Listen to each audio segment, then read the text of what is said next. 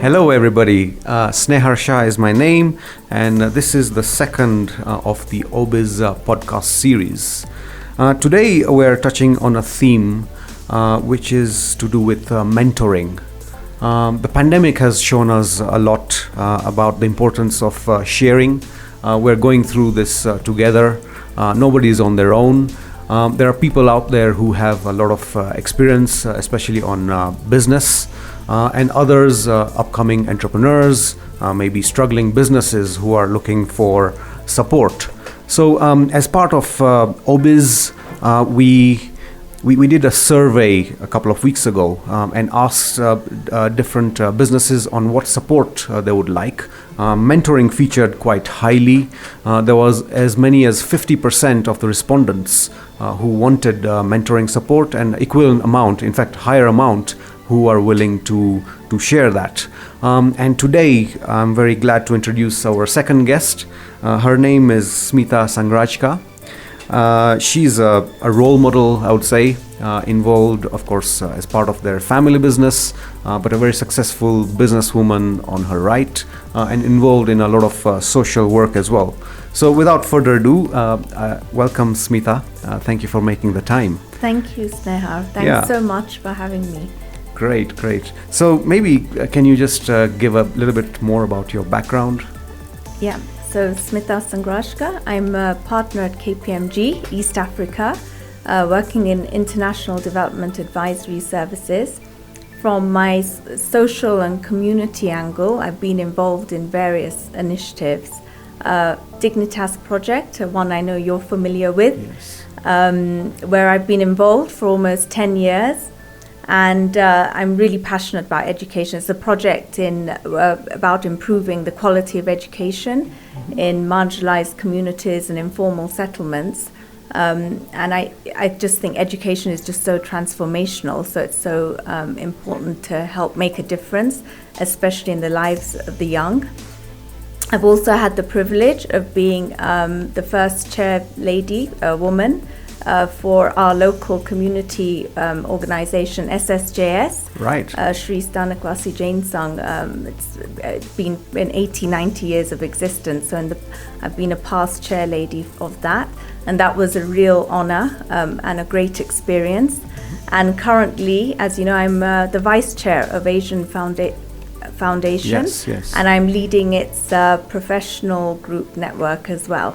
Okay, wow, a lot of things there, and we'll touch on some of those. Firstly with Dignitas, which is quite close to my heart as well, but also in terms of the impact on education with the pandemic.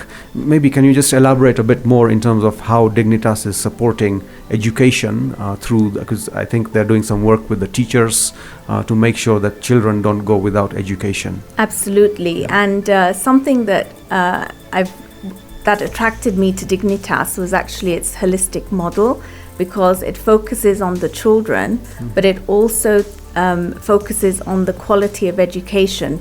Because if the children have the books, the desk, which often they don't, unfortunately, in many of these marginalized communities, if they don't have the right quality education, and the community is also not supporting the education, the importance of education, right. Then I think that holistic approach is so important, and so the work on leadership and with the teachers has really made a big impact.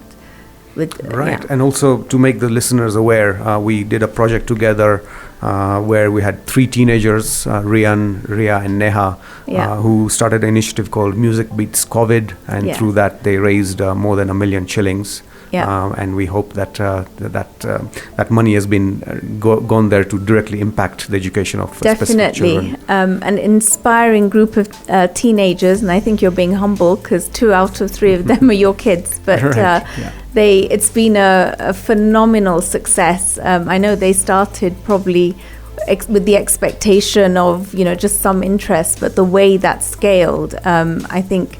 Even I was so inspired, and I think it's an inspiration for many young out there of what can be achieved.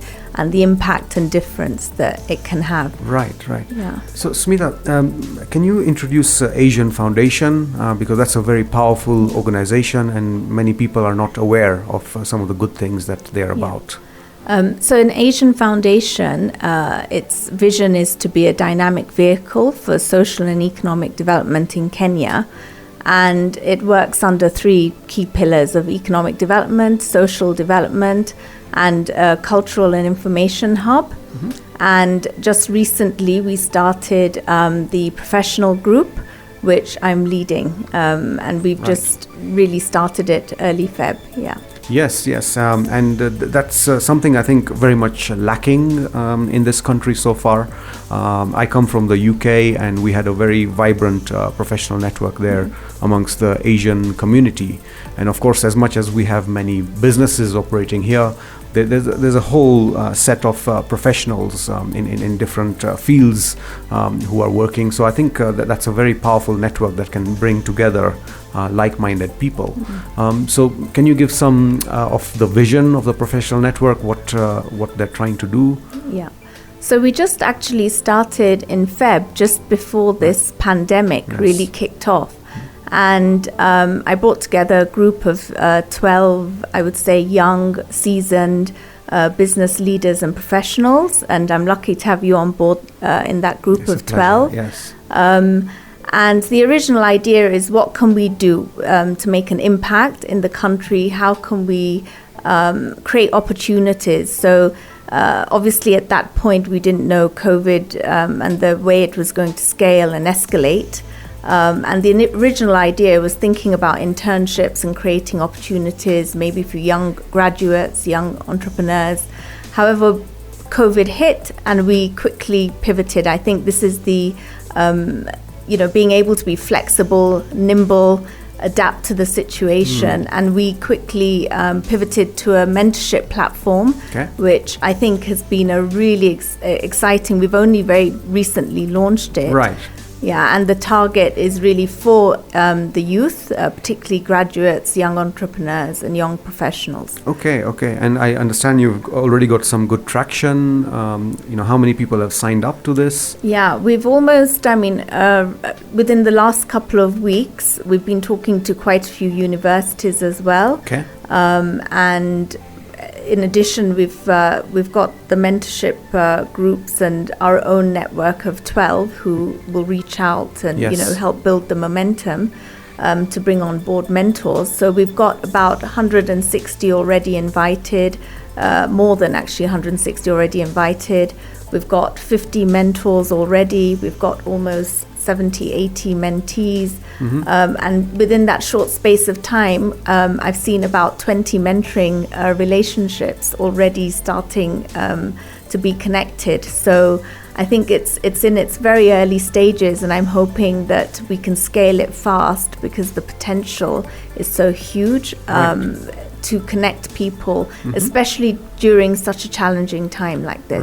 Right. So again, it's great to see how you're leveraging technology to almost do like a matchmaking. Now, we in our first podcast, we had Darshan Chandaria, who also had lots to share about how to look at venture capital, how to get capital to entrepreneurs who are looking for this. So I'm sure there are people out there who have a lot of business experience, and it's about, I guess, sharing a little bit of your time to not only develop someone else's skills, give back, but through that, who knows, if somebody is looking to do an investment, this could also be a way to find that avenue. So, and then likewise, I'm sure there are people out there, not only within specific communities, but the country at large, especially a lot of local talent who have very good ideas, are very talented, of course, in this field of technology as well, and they could also do with mentoring support. So if both the mentors and the mentees who want to sign up to this, how do they go about doing it? Absolutely, and as you've just highlighted, it is tech-enabled. As we know, one of the things that COVID has really shown us is technology is very much important and underlying with all the visual working from home and the remote working and remote connections. So having a platform like this has really taken traction. The way people would sign up is really just to share their names, their email addresses, and then on board a link would be sent, and very much on board. It's a very short process, and it has a lot of flexibility built in as well, and it matches mentors and mentees. It focuses on a value-based system, but then you also identify which business skills you're interested in, either to share as a mentor or even as a mentee to learn about. The sectors you're interested in, it can be very far-ranging, from finance, legal, to engineering, to hospitality or agribusinesses, manufacturing, whatever is important. And also focuses on which stage. Are you a startup? Are you mid-career? Right. Are you looking at board level? So it really has that flexibility. Great. So what we will do is we will post the link onto our website, www.covidkenya.com. Very simple. Covid Kenya is one word. So if you want to get the link to participate in the mentoring platform, it will be there. Wonderful. So great. So any parting words you'd like to give, Smita? I'm sure along the journey that there's lots you may have learned. So any wisdom you'd like to share to our podcasters? I think what I could share is never stop learning. Mm-hmm. I think that's in life you can never stop. If you do, you'll become stagnant. And I live life with purpose and passion. That's great, and you're a living example of that. Thank you once again for making the time. Thank you, Smita. Thank you, Sneha.